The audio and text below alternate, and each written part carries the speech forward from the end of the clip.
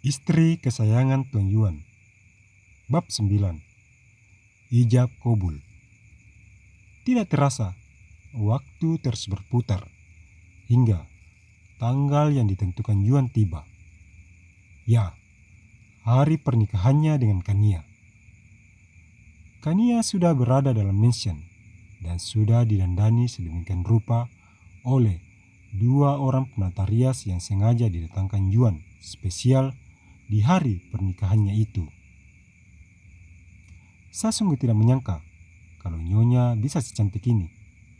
Lihatlah, wajah Nyonya begitu bersinar dan enak dipandang mata.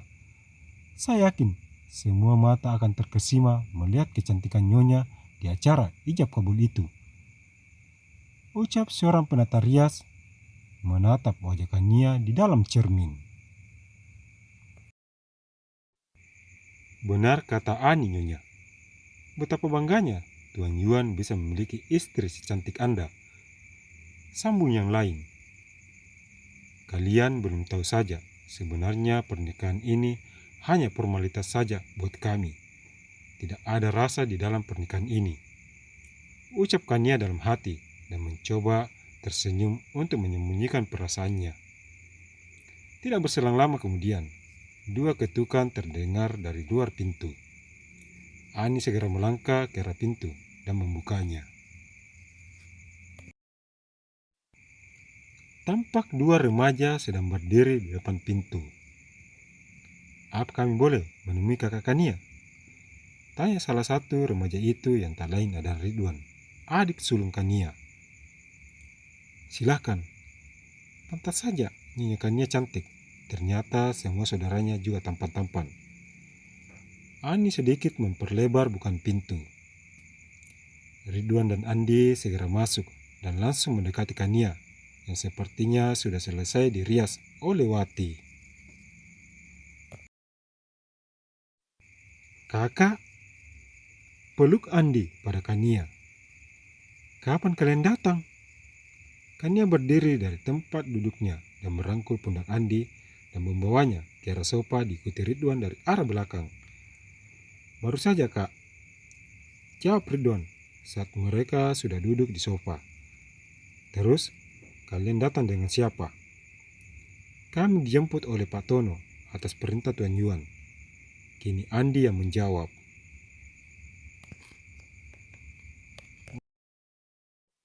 "Syukurlah, ternyata Tuan Yuan masih memiliki sisi baik mengajak adik-adikku untuk menyaksikan pernikahanku," ucapkannya dalam hati. "Apa kakak bahagia dengan semua ini?" tanya Ridwan sesaat setelah suasana hening. "Tentu saja kakak bahagia. Perempuan mana yang tidak bahagia memiliki suami baik, bertanggung jawab, dan juga kaya seperti Tuan Yuan?" "Kenapa kamu menanyakan itu, Ridwan?" tanya balik Kania dan mencoba untuk tersenyum. "Syukurlah, tidak ada maksud apa-apa," balas Ridwan. Seadanya walau sebenarnya dia tahu kalau ucapan Kania berbanding terbalik dengan perasaannya. Kembali dari arah pintu, tampak Pak Tono sedang berdiri di sana dengan setelan jas hitam dipadukan dengan dasi kupu-kupu. "Nyonya, semuanya sudah siap. Diharapkan Nyonya segera turun ke bawah untuk mengikuti proses ijab kabul." Tanpa menjawab, Kania pun segera berdiri dengan perasaan bercampur aduk. Senang, sedih, bimbang, semuanya menjadi satu. Sedikit demi sedikit, keempatnya berjalan dan masuk ke dalam lift dan turun ke lantai dasar. Ridwan dan Andi berdiri di samping kiri dan kanan Kania. Bak pengawal mendampingi Tuan Putri, sedangkan Pak Tono berdiri di belakang Kania. Keempatnya keluar dari dalam lift dan melanjutkan langkah mereka ke arah ruang tamu yang sudah didekorasi sedemikian rupa. Semua mata memandang ke arah mereka, terutama pada Kania yang saat itu mengenakan baju kebaya berwarna putih dengan rambut disanggul rapi bak putri keraton. Kania sungguh cantik. Sayang, dia sudah milik Yuan. Raka dengan mata tidak berkedip memandang ke arah Kania. Apa kamu yakin kalau dia itu Kania karyawanmu? Tanya Geo yang belum yakin kalau itu benar-benar Kania. Tentu aku yakin. Kania itu memang cantik. Selama ini dia hanya berpenampilan sederhana sehingga tidak terlihat karisma yang dia miliki selama ini. Sungguh beruntung si Yuan itu.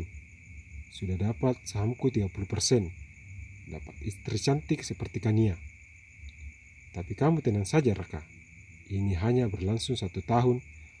Setelah itu semuanya akan kembali semula. Kamu bisa mendekati Kania lagi dan mengutarakan isi hatimu padanya. Tutur Geo panjang lebar. Apa maksudmu Geo? Hanya 1 tahun. Tatap lekat Raka pada Geo. Sudahlah, lambat laun kamu juga akan tahu.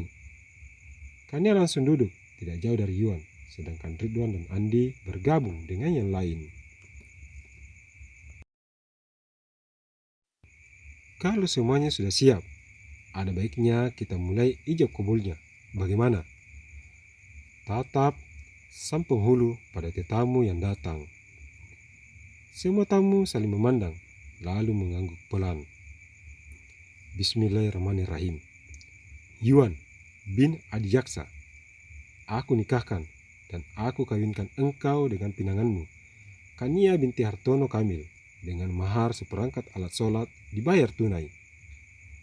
Saya terima nikah dan kawinnya Kania binti Hartono Kamil dengan seperangkat alat sholat dibayar tunai.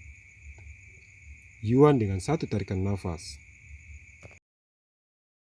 Bagaimana saksi? Sah? Kembali sang penghulu menatap ke arah para tamu dan saksi. Sah, ucap mereka serentak. Alhamdulillah. Sekarang Kania sudah menyandang nama Yuan di belakang namanya. Pesta berjalan seadanya. Hanya orang-orang tertentu saja yang Pak Tono panggil sesuai dengan perintah Yuan.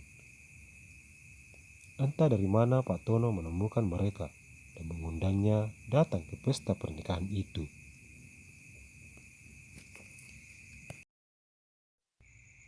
Dengan artian, hanya Raka dan Geo yang sengaja Yuan undang khusus.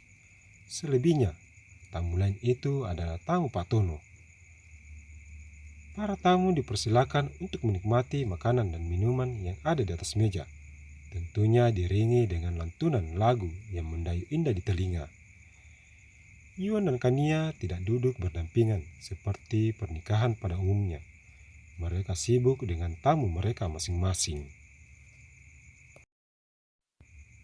Jika Yuan bersama Raka dan Geo, maka Kania bersama dengan kedua adiknya, yaitu Ridwan dan Andi.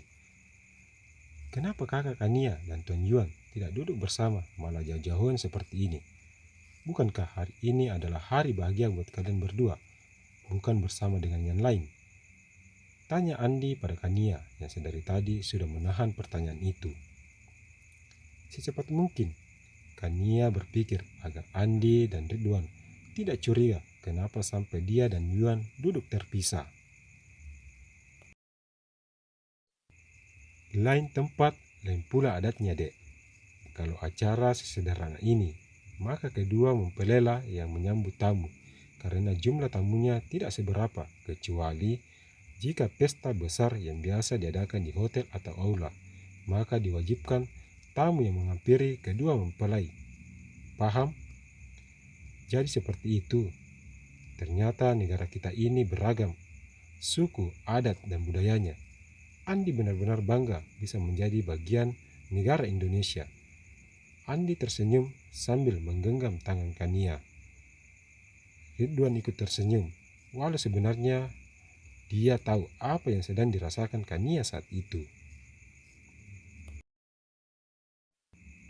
Tanpa mereka sadari, sepasang bola mata memperhatikan ketiganya dari arah kejauhan.